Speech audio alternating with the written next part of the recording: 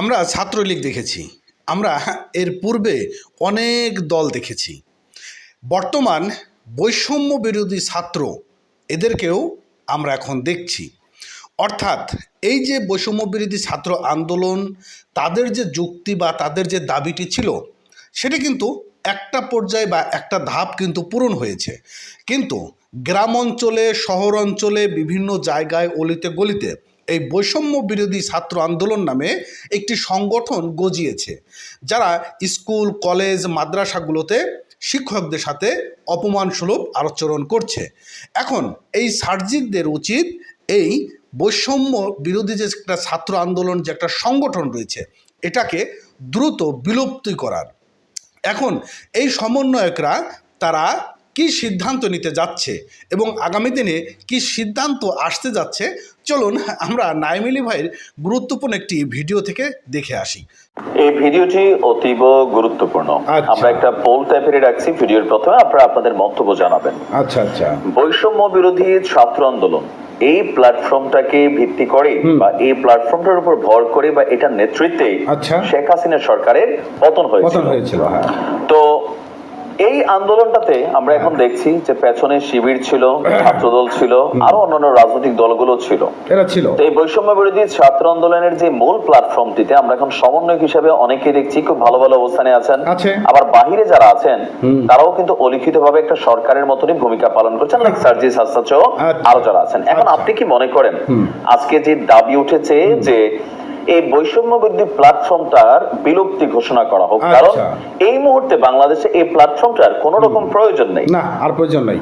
বাংলাদেশ বাম ছাত্র সংগঠন বিপ্লবী ছাত্র মৈত্রী নামক একটা সংগঠন, তারা আপনার এই বৈষম্য বিরোধী ছাত্র আন্দোলনের প্ল্যাটফর্মটিকে বিলুপ্তি ঘোষণার দাবি জানিয়েছে।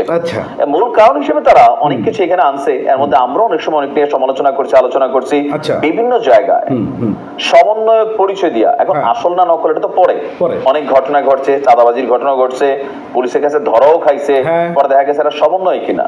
আবার অনেক জায়গায় ধরেন মানে বাম হাত গলানো, আবার এই যে বন্যা ত্রাণ অনেক কিছু নিয়ে এখানে আলোচনা হচ্ছে। আবার ধরেন পলিটিক্যাল অবস্থান থেকেও বিএনপি বলেন, জামায়াত ইসলাম বলেন, জাতীয় পার্টি বলেন, অন্যান্য দলগুলা, আওয়ামী লীগের অবস্থা তো বাদই, তারাও কিন্তু আস্তে আস্তে এই প্ল্যাটফর্মের নেতাদের সাথে এক ধরনের সংঘর্ষে, বক্তব্যে যে সংঘর্ষ আছে সেটাতে জড়াচ্ছে। আবার তারাও প্রত্যেক দলের যে নেতারা আছেন তাদেরকে নিয়ে তাদের যে ভাষাগত ইস্যু, এগুলো নিয়ে প্রত্যেক দল কিন্তু আলাদা আলাদা বিবৃতি দিয়েছে। এই অবস্থায় এসে বিপ্লবী ছাত্রমন্ত্রীর সভাপতি দিলীপ রায় এবং সাধারণ সম্পাদক জাবির আহমেদ জুবেল, তারা একটা যৌথ বিবৃতি দিয়ে তারা বলছে যে কোটা সংস্কার আন্দোলনকে কেন্দ্র করে গঠিত প্ল্যাটফর্মটি এখনো চলমান রাখা অযৌক্তিক। বর্তমানে এই প্ল্যাটফর্মটি একটি কর্তৃত্ববাদী জায়গায় পৌঁছে গিয়েছে, কথা সত্য। এখন এই প্ল্যাটফর্মের নামে সারা দেশে যা চলছে তা মূলতই গণ অভ্যুত্থানের গণ আকাঙ্ক্ষাকে প্রশ্নবিদ্ধ করছে। বর্তমান সময়ে এসে এই প্ল্যাটফর্মটিকে সরকার দলীয় ছাত্র সংগঠনের ভূমিকায় অবতীর্ণ হয়েছে। এই প্ল্যাটফর্মের সমন্বয়ক আনসারদের আন্দোলনে শিক্ষার্থীদেরকে ডেকে এনে আনসার শিক্ষার্থীদের মুখোমুখি দাঁড় করিয়েছে, যা পরবর্তীতে সংঘর্ষে পরিণত হয়েছে।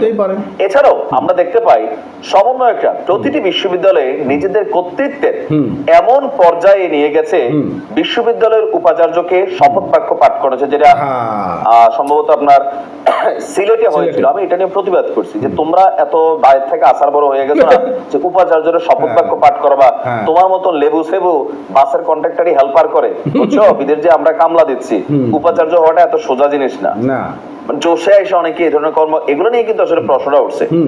তো বলা হচ্ছে এছাড়াও আপনার বিভিন্ন বিশ্ববিদ্যালয়ে সমন্বয়ক পরিচয়ে প্রশাসনের নানান সিদ্ধান্ত গ্রহণে হস্তক্ষেপ করারও সংবাদ আমরা দেখেছি। শুধু তাই নয়, গ্যাং কিলিং এ মদত দিয়েছে, রাষ্ট্রীয় প্রটোকল নিয়ে সারা দেশে ঘুরিয়ে বেরিয়েছে একান্ত নিজস্ব রাজনৈতিক ম্যান্ডেট বাস্তবায়নের জন্য, এটাও সত্য।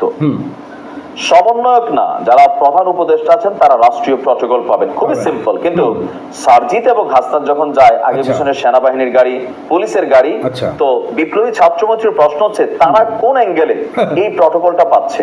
এখন তার দেশে আওয়ামী লীগ নাই যে তাদেরকে জেল পুলিশ টুলিশ নিবে, বা রাষ্ট্র এখন একটা সিস্টেমে চলে গেছে, এই জায়গাগুলা বিপ্লবী ছাত্রমন্ত্রীর প্রশ্ন। তারা বলছে যে নেতারা প্ল্যাটফর্মটির মানে তারা বলছে যে এটাকে বিলুপ্ত করা উচিত। দেশবাসীর প্রতি তারা আহ্বানও জানিয়েছেন যে সারা দেশে যা কিছু ঘটছে তা আমাদের আতঙ্কিত করছে, স্পষ্ট করে তুলছে রাষ্ট্রেরই একটা অংশ গণ অভ্যুত্থানের সাথে বেইমানি করার পায় তারা চালাচ্ছে। ফলে গণতান্ত্রিক বাংলাদেশ নির্মাণের যে লড়াই, সেই লড়াইয়ে সফল বা সকল শ্রেণী পেশার মানুষের গুরুত্বপূর্ণ ভূমিকা পালন করতে হবে। আর এটাকে যেন অতি দ্রুত সমন্বয়করা বিলুপ্তি ঘোষণা করে। কিন্তু করবে আপনার মনে হয়? হ্যাঁ, আমার মনে হয় না করা উচিত। ডক্টর ইউনূস সাহেব বারবার বলছে যে তোমরা ক্লাসে ফিরে যাও, তোমরা ক্যাম্পাসে ফিরে যাও। আপনি দেখেন গতকালকে একটা ছবি ভাইরাল হয়েছে, এইটে পড়বে এক ছাত্র একটা স্কুলে, প্রধান শিক্ষককে আর এখান থেকে অব্যাহতি দিতে হবে। প্রধান শিক্ষক ওঠার পরে সেই চেয়ারে নিজে বসে গেছে। তাহলে বুঝতে পারতেছেন যে এই লেভেলে আগামী জেনারেশন কতটুকু অভিশপ্ত হইয়া বড় হবে। শিক্ষকদের অভিশাপ কামাচ্ছে এরা। একটা শিক্ষকের অন্তরে কষ্ট লাইগা গেলে এই ছেলেটা বা এই মেয়েটা, এই যে মেয়েদের মধ্যে একটা বেয়াদব গ্রুপ বাড়িয়েছে বিভিন্ন জায়গায়। আমি দেখি যে ম্যাডামদের সাথে শিক্ষকদের সাথে কোন লেভেলের বেয়াদবি। তুই বোঝোস এখনো তোর বাপ নাই? রাইট, তোরা কি বাপ মা নাই? এই বাচ্চা বয়সে 7, 8, 9, 10 পড়িস, এখনো দুনিয়ার দ বুঝোস না মাইয়া? পোলা পাইন করে তাও বুঝি। মেয়েরাও এই অনেক জায়গায় দেখেছি ছেলেটার থেকে এক চামচ আগানো। জীবন ধ্বংস, জামাইয়ের বাইর যাইও কিলগুতা ছাড়া আর কিচ্ছু হয়েছে না। মনে রাখবো, প্রকৃতি প্রতিশোধ নেয়, বেয়াদবির কোনো জায়গা নাই। একজন শিক্ষক অন্যায় করলে এটার জন্য উপরে মহল আছে, কমিটি আছে, সেভাবে হবে। তোমারও তো এই দায়িত্ব দেওয়া হয় না। তো দেখেন যেটা ভালো মনে করেন। তো বন্ধুরা, আজকের নিউজ থেকে আপনারা কোন বিষয়গুলো বুঝতে পারলেন? এই যে বৈষম্য বিরোধী ছাত্র আন্দোলন নামে একটা সমন্বয়কারী টিম হয়েছে, এই সমন্বয়কারী টিমের কিছু কিছু জায়গায়, শহর গ্রাম অঞ্চল নানান জায়গায় এখন ছাত্রলীগ, অমুক লীগ, তমুক লীগ, এগুলো তো আমরা দেখছি, এখন আমরা এদের দেখতে পাচ্ছি। তো এটা যদি দ্রুত বিলুপ্তি না করা হয় তাহলে আগামী দিনে ভবিষ্যৎ খুব খারাপ হতে যাচ্ছে। দেশে কোনো ডাক্তার ইঞ্জিনিয়ার তৈরি হবে না, দেশে কোনো ভালো কিছু তৈরি হবে না, হাহাকার নেমে আসবে দেশে। ভালো থাকবেন, চ্যানেলটি সাবস্ক্রাইব করবেন। ধন্যবাদ।